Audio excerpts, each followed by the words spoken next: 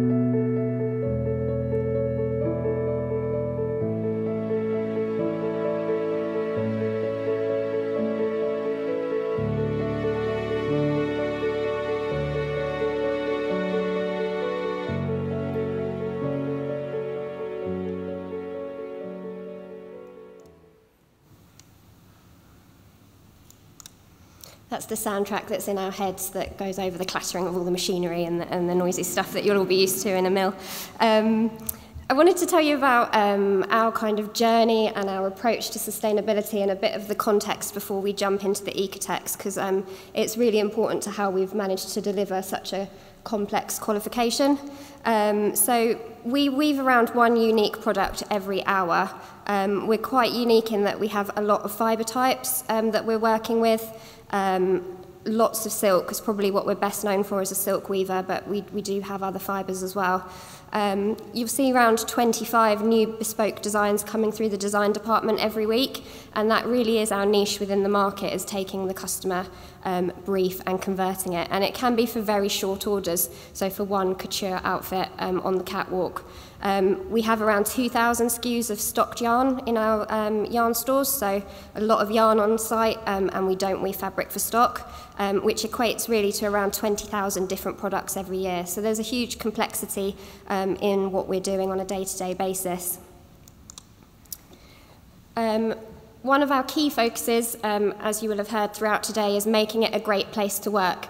You know, there's a perception of mills from some of the younger generations, so we do a lot of outreach work with local schools, colleges, UKFT, the Weavers Company. We try and really get that network going so that when we're looking to recruit, people know who we are and what we do.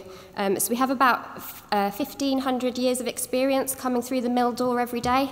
Some people have quite a big claim on some of those things, so a lot of people stay with us for a long time. I think our average length of service is around 14 years, something like that. We have a huge focus internally on quality. It's important for all manufacturers. It affects the bottom line, but it's also probably the biggest impact we can have on being a responsible business. We've just recently hit 14 consecutive months of 98% right first time. So we're working a lot on reducing our textile waste, designing that out at source, and looking at the circular options that we can. So we're interested to see how some of those projects that the UKFT have started that we can join in with.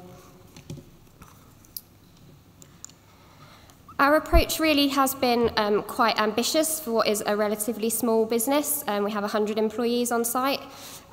We have been doing our responsibility brochure since 2021. There's just a few kind of clips here. You can find it online. And it's really been about saying what our ambitions are, but being very honest that we're on a journey and we are learning as we go along. And as soon as you think you've learned something, something new comes out and flips that on its head. So it's really important to keep having these conversations today and sort of layering up that knowledge and seeing how we can feed that into our business. We've been working on our responsibility roadmap, which is something that's really important because we're at the stage now where we're engaging up and downstream. There's been quite a lot of focus internally on best practice and data reporting and benchmarking, which you heard about in the presentations this morning. And then it's really about widening that out, first and foremost, through forums like this. But it's also really important for us to engage with the supply chain and also our customers, because everyone has a slightly different understanding of what sustainability means to them. So we have been reporting on our Scope 1 and 2 for a while, and this year we did a big project on Scope 3 emissions, so I feel everybody's pain around that. It's super complex, but a really important part of the puzzle for us to start tapping into.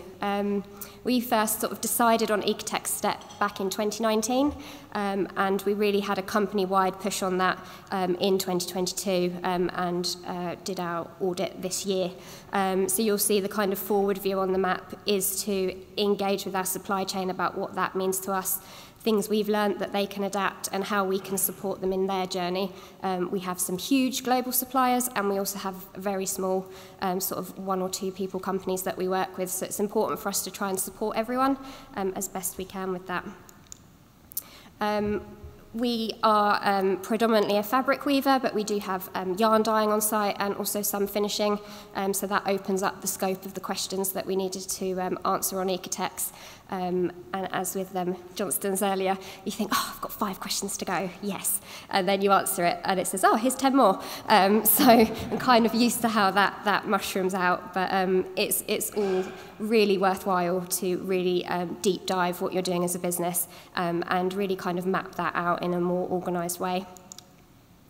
One of the key things we've done as a business in try and get the engagement from across the business, so it isn't a kind of board-led down approach. We really started on the shop floor, and this is an example from our weaving improvement tracker board.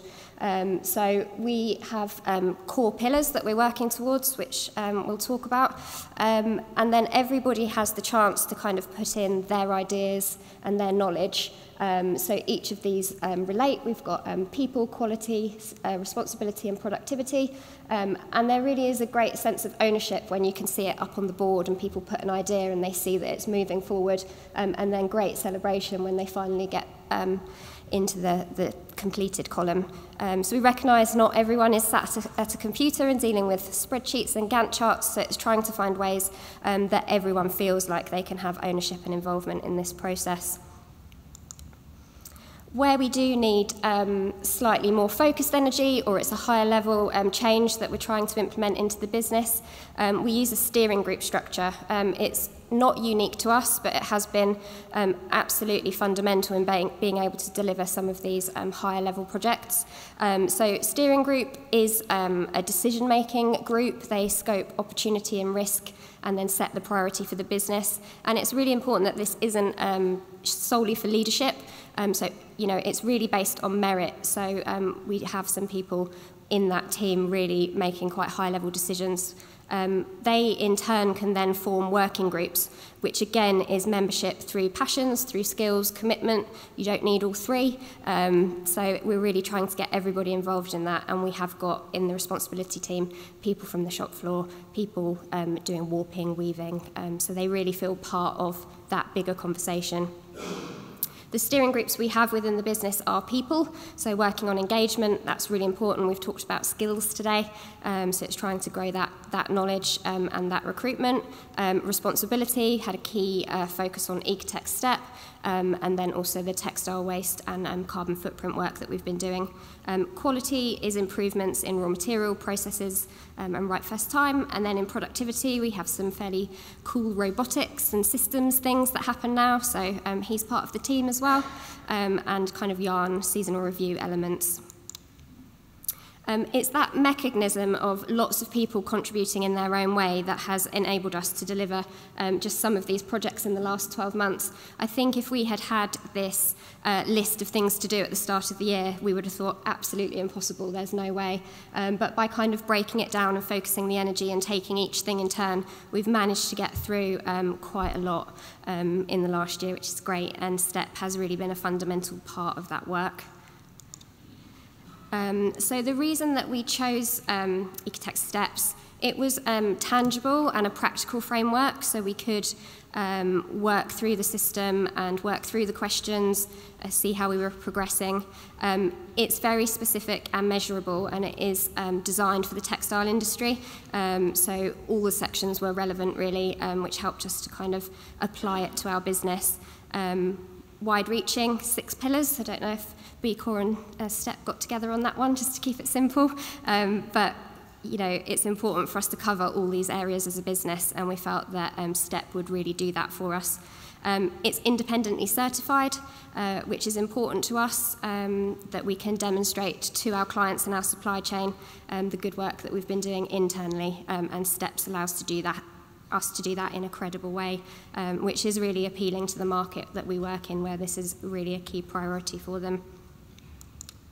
I'm going to pass over to Lucy now, who's going to talk you through a little bit about STeP as that vehicle for demonstrating compliance. Thanks, Natalie. Hi. So just to briefly introduce OEKO then as a broad system of certification. So it's designed to be a system that is relevant at every tier of the textile supply chain. So from those key raw material strategies all the way through that manufacturing process to sort of communicating traceability and transparency when it comes to end product at point of sale. Specifically to focus on STeP then today. STeP actually stands for Sustainable Textile Production, and it looks at how a facility produces textiles and how sustainable those processes are. It is based on a 5-step process, which OEKO really like. It's the same process throughout.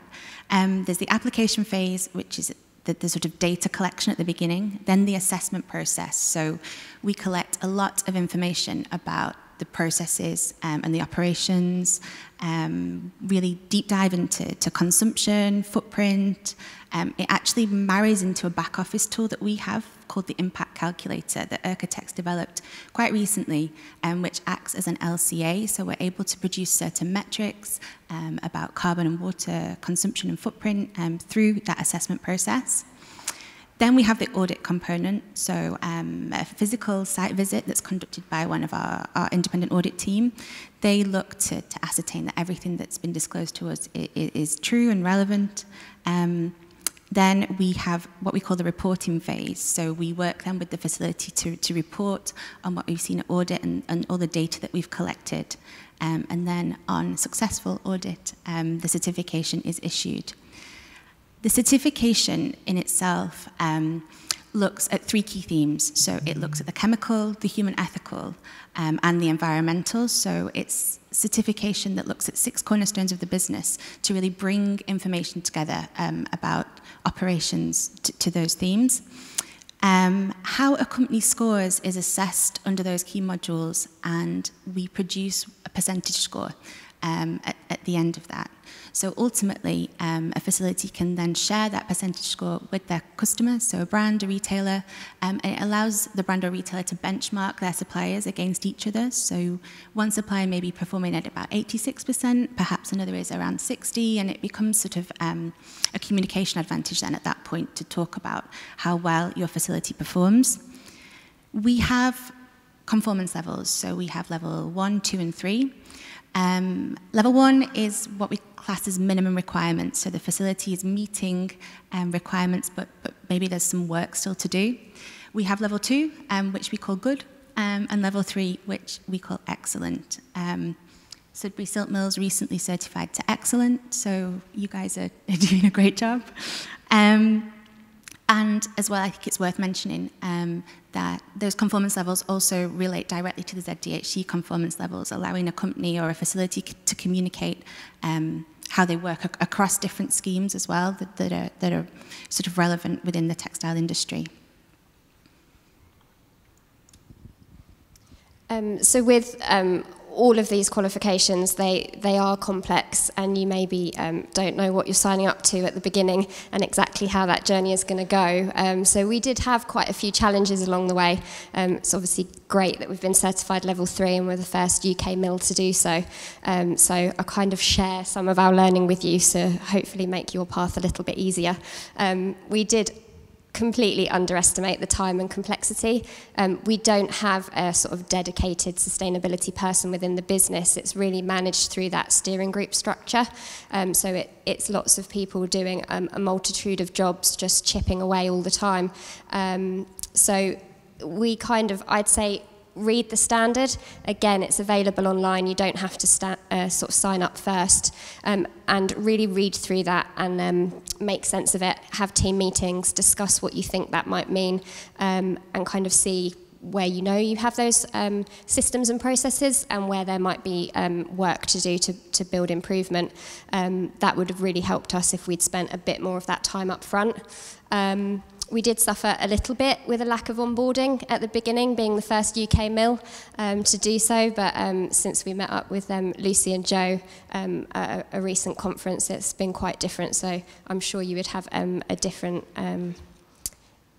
sort of experience going on. I think to note on that, we definitely have seen a rise in the interest with STEP in the UK. So data that we pulled recently from our website was that we've had over a 600% increase of UK visitors to the STEP area of our website. So it used to be very, very popular, or is still very popular in the major textile producing regions overseas. We now know that we have a lot of UK interest, and we've dedicated a lot of resource now in the UK to that, to working with the UK facilities or UK brands and retailers that are interested in STEP and need that amount of instruction and onboarding at the start of the process. Yeah, some of the questions that we went into, it wasn't entirely clear what the question was asking or what the outcome was that they expected. We're quite an ambitious company, so we definitely set out wanting to get level 3, and it was kind of not entirely clear what good would look like and how we would demonstrate things to get to that point. So I think we've worked a lot on backfilling on that and trying to help people going forward, and some kind of guidance to go alongside just the questionnaires. Yeah, that's something that we've worked on at institute level at Shirley, so creating a toolbox of resource and looking at how we can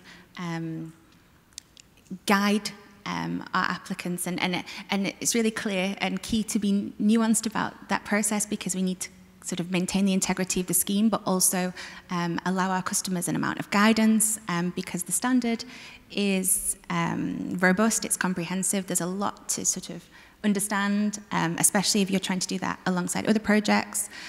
So certainly a learning outcome that we took on board after the collaboration with Sudbury Silk. So the value that we've seen from undertaking this project, we are a more responsible business as a result. It's really formalised some of the things that we were doing already. The fact that we have had company-wide involvement has meant that we do have that cultural and behavioural change.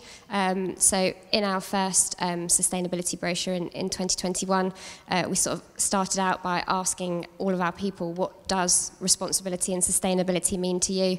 And the kind of baseline knowledge was people did recycling at home, so they understood that, they were happy to do that, and they understood energy saving. So we really built on that understanding at quite a grassroots level to really make it approachable for people. We didn't go straight in with net zero and carbon footprint and kind of bamboozle people. So we tried to make it really applicable to how they were living already. But we have seen that specialist knowledge and awareness increasing. We're adept at doing an audit now. We've got that kind of nailed as a team. So we know what we're doing there when people come in.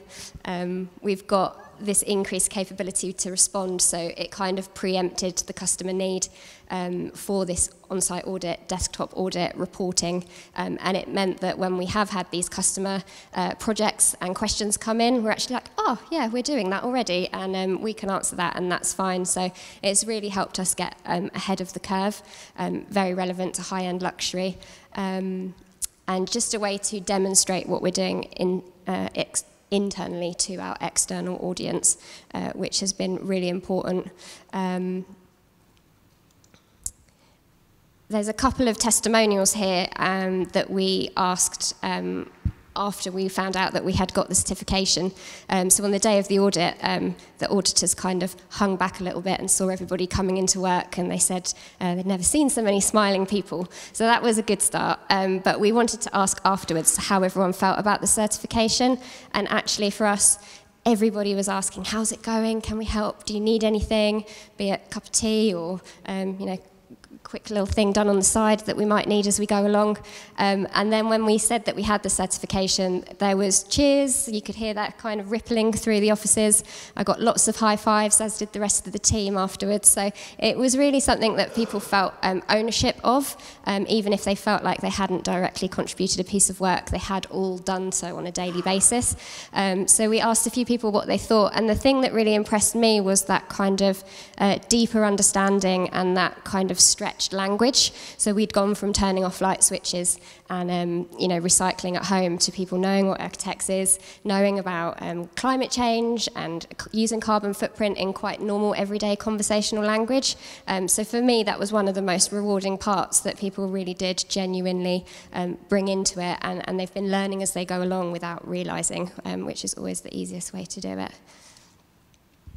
I think as an industry now, we're looking to build a reputation to be innovators, and it's that luxury end of the market that really has the ability to do that and pave the way, and you know, explore some of these qualifications.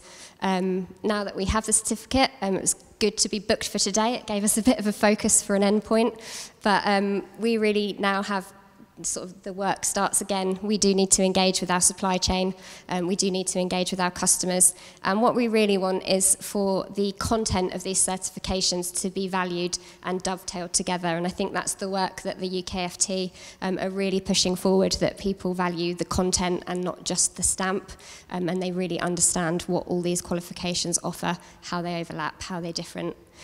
So that's really what we're looking at next. Shirley have been great support, so thanks for joining me today as well.